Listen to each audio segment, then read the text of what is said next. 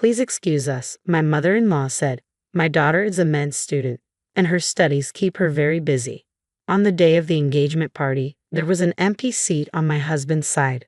Both my mother-in-law and father-in-law noticed my gaze and approached, looking quite apologetic. I told her she needed to be here, my husband Kenneth said, expressing his frustration with his sister and apologizing to my family.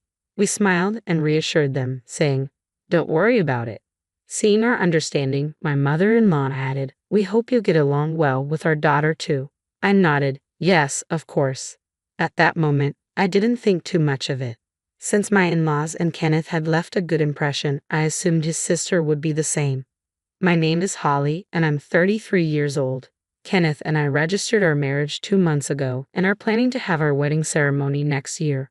Around the time of our engagement party, my mother fell ill and was hospitalized. I wanted to wait until she fully recovered so she could see me in the wedding dress she had always dreamed of. In the meantime, I decided to embrace my role as a housewife. Before getting married, I worked as a doctor in a hospital. However, the demanding nature of the job took a toll on my mental and physical health, affecting both my work and personal life. Although I couldn't leave my patients immediately, I eventually resigned from the hospital on the advice of others. Perhaps a large hospital wasn't the right fit for me. During a period when I felt inadequate and embarrassed about my career, I met and married Kenneth. Raised in an ordinary family, he was surprised to learn I was a former doctor but saw me for who I was beyond my profession. "I'll work hard to keep you smiling," he would say, heading to work diligently every day. For him, I dedicated myself to cooking and housework. Thanks to Kenneth, I can now live my life with a smile. As my health gradually improved, I began considering re-entering the workforce using my medical license. However, amidst our happy life, one thing concerned me: my sister-in-law, whom I had never met. According to my in-laws, she's a busy med student. We were supposed to meet at the engagement party, but she couldn't attend due to her studies. Having passed her exams on the first try, she must be quite capable. Since Kenneth and I registered our marriage around the same time as the party, we missed the chance to meet her. I hoped we could eventually greet each other. One day, Kenneth and I went out to the city. We enjoyed looking at furniture and matching dinnerware together. As we were thinking of taking a break, a voice called out, "Isn't that Kenneth?" Kenneth turned around, and I followed his gaze. A flashy young woman stood there, dressed in a low-cut dress and high-heeled pumps with a strong perfume scent. "Rachel, what are you doing here?" Kenneth asked. The woman named Rachel scrutinized me, making me feel uncomfortable. Kenneth introduced her to me. "Holly, this is your first time meeting her, right? This is my sister, Rachel. So this is her." "Nice to meet you, I'm Holly," I said, politely greeting my sister-in-law.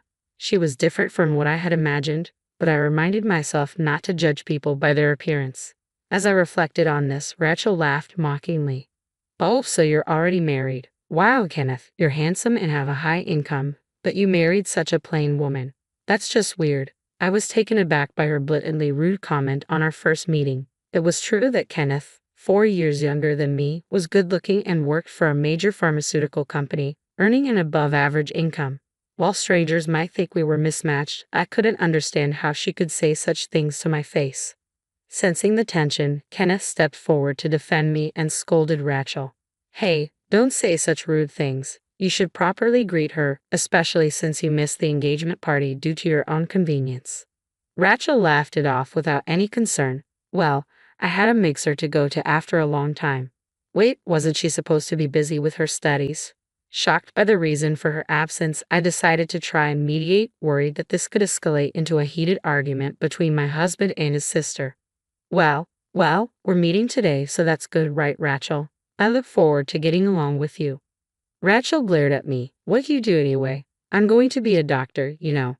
Don't get too familiar with me." Her aura of "I'm important, I'm special" was overwhelming. I've encountered many people with high pride, but she was exceptional. I tried to calm Kenneth, who was about to yell, and replied, "I'm currently a housewife. I used to be." But Rachel interrupted me before I could finish. "A housewife? That's just like being unemployed. Unemployed people are society's garbage, and now you're my sister-in-law? Seriously? Oh, are you just a parasite living off my brother's money?" I felt my cheeks twitch involuntarily. In Rachel's mind, housewives seemed equivalent to unemployed people, which was an extreme view. My attempt to keep the peace had clearly backfired. Rachel, enough. Holly isn't the kind of person you think, Kenneth said, stepping in to defend me. It's okay, Kenneth, I said, calming him down. Even though our interaction was brief, I felt I understood what kind of person Rachel was. She must be intelligent, having passed her exams on the first try and keeping up with her credits, but her personality left much to be desired. Being a doctor is a wonderful profession indeed. It's a tough journey, but good luck with it, I said, smiling warmly. Ah, what do you know? I don't need your fake advice. Oh, and by the way, I'm still a student, so I'll pass on giving a wedding gift, thanks. My husband seemed too tired to get angry anymore. Just go, he said, gesturing as if shooing away an animal. Rachel complained in response. I came to say hi, but what a bad attitude. Well, whatever, I'm busy too, she said, before turning and walking away. After Rachel disappeared from sight, Kenneth deeply apologized to me. I'm really sorry about my sister. I can't believe she said all those rude things. She used to be more reasonable, I said, shaking my head. It's okay. Honestly, my impression of Rachel was nearly the worst, but it's better than having a fight because of me. We managed to exchange greetings, and from now on, I just need to keep my distance. Thank you for defending me so many times. You know what?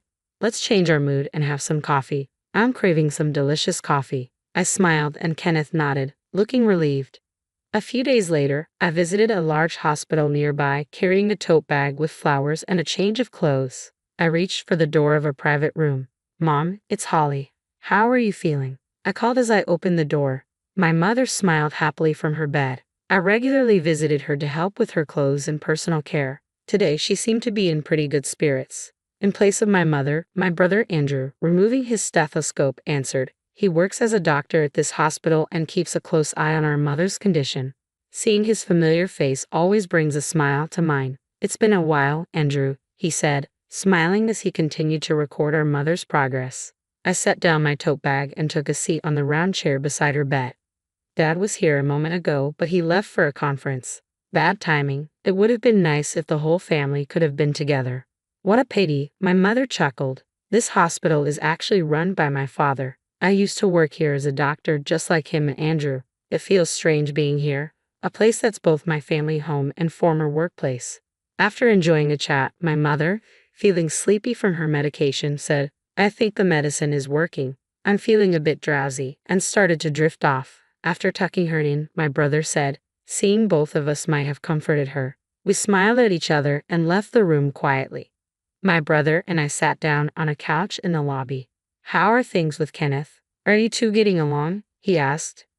I nodded. Yes, we're having a good time every day. He laughed and patted my head. Ever since I was young, he's always been overly concerned about me, and that hasn't changed even after my marriage. Everyone in our family was worried when you left the hospital. Meeting Kenneth was the best thing that happened to you, I think. I've been able to recover because of Kenneth's presence. While we were chatting, a nurse called my brother away. I'll be right back, just wait here for a bit. I nodded and watched him go to attend to a patient. He's usually busy, second only to our father, the director. It's almost miraculous that we had time to chat. I would have been helping out at the hospital just like my dad and brother if things had been different. Feeling slightly gloomy, I sighed. Hey, what's the unemployed Holly doing here? A familiar loud voice interrupted my thoughts. I looked up to see my sister-in-law Rachel standing there, looking down at me with a malicious smile. Her emphasis on unemployed irked me, but I maintained a polite smile.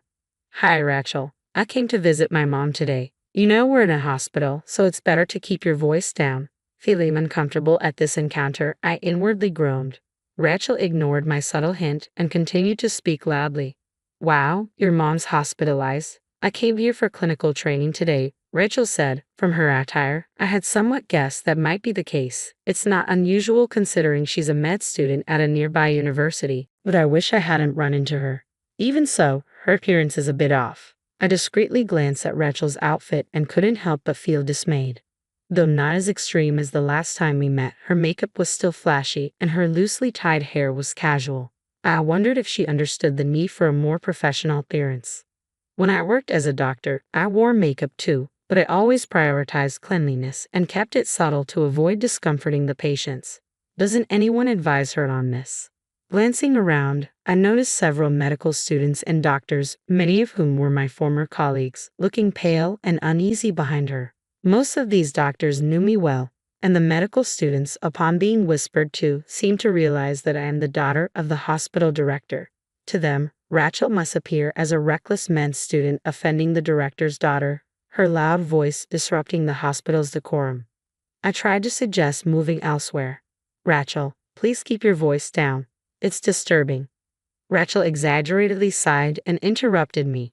A woman like you, unemployed and catching a high-income man like my brother, must be a relief to your mother, right? I bet you're making him pay for your mother's hospital bills, aren't you? Just like a trashy family would. She smirked, making it seem like I was some sort of embarrassment in front of everyone. Her awful words shocked not only the nearby doctors and medical students but also the passing patients who frowned. Being publicly called unemployed and having my innocent mother insulted was too much for me. Hey, enough is enough. One of the doctors, unable to stand it any longer, stepped in to stop Rachel. But she wouldn't listen. She deserves to be spoken to like this. Rachel laughed. The doctor who intervened furrowed his brow at Rachel's remark and left, muttering, "Your life is over, kid." Rachel seemed clueless about what that meant. Then my brother Andrew, who had finished his work, came back. Seeing the tension between Rachel and me and sensing the strange atmosphere, he looked puzzled. "Ah, Andrew." Rachel's attitude changed drastically with Andrew's arrival, and I was taken aback. She was the epitome of putting on a facade. She changed her tone and started cozying up to my brother. I couldn't help but notice that even her facial expression seemed to alter. Andrew is young, talented, and handsome, even from his sister's biased view. Being the successor to her father, he's quite popular. I instantly realized that Rachel was aiming for him. "Holly, what's going on?" Andrew asked, addressing me by name, to which Rachel glared at me. "Andrew, are you close with her?" she asked, her tone dripping with disdain.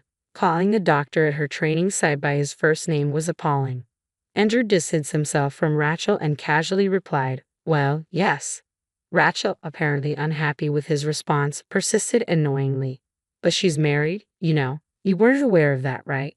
Andrew, you're popular. You should be careful." Her sugary nasal voice was irritating. She seemed to mistake me for a rival aiming for Andrew. "I know, she's my sister, after all." At Andrew's words, Rachel froze. "What? What?" I struggled to contain my laughter at Rachel's stunned expression. While Rachel stood there dumbfounded, the medical student who had intervened earlier whispered in Andrew's ear, likely explaining the whole situation. Andrew's expression turned stern in an instant. "Wait, so Holly is the daughter of the director of this hospital?" As Rachel looked confused, I nodded. "Yes, I'm his daughter. I originally worked here as a doctor. I had to quit due to health issues. Now I'm recovering and temporarily putting my efforts into being a housewife." Rachel turned pale at my words. I had heard from Kenneth that she was hoping to get a job at this hospital. She must realize now that after insulting my mother and me, and with my brother hearing it, her chances of employment here are bleak, and so are her dreams of marrying into wealth. I glanced at Andrew's profile and smiled inwardly. "She's unbelievable as a person," Andrew muttered quietly. It seemed he never had any interest in Rachel in the first place. "Rachel seems to be quite excellent as a medical student," I continued.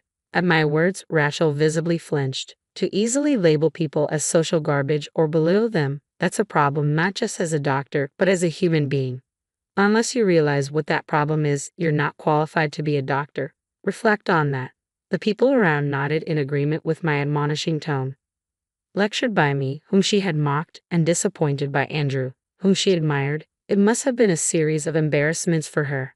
However, I didn't want her to become a doctor as she was. Doctors not only bear responsibility for lives but also need to empathize with people's hearts, I believe. "Ha! I don't get it," Rachel muttered, feeling uncomfortable with the atmosphere. She turned and hurried away. "Don't run in the hospital," scolded a passing nurse. Startled, Rachel took a spectacular fall. Andrew and I exchanged glances and laughed, resigned to the absurdity of the situation. Half a year passed. Rachel, already known for her bad character, became completely isolated after ridiculing me in the hospital. Her pride led her to heavy drinking, which resulted in a severe injury and hospitalization. Ironically, she was now being cared for by the very doctors she aspired to join. Finally understanding her own arrogance, she expressed regret and a desire to apologize to me, as I heard from my in-laws.